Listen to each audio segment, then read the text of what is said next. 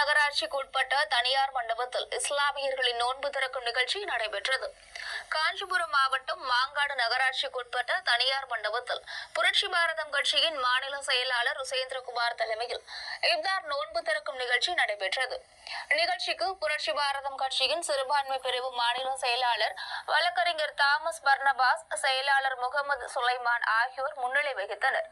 நிகழ்ச்சியில் பங்கேற்ற அதிமுக நிர்வாகிகளுக்கு ருசேந்திரகுமார், பரணிமாரி ஆகியோர் பூங்கொத்து கொடுத்து வாழ்த்தி வரவேற்றனர்.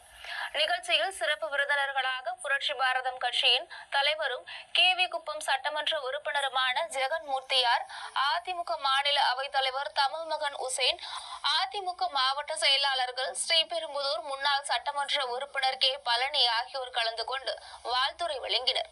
நிகழ்ச்சியில் புரட்சி பாரதம் கட்சியின் தலைவர் ஜெகன்மூர்த்தியார் பேசினார்.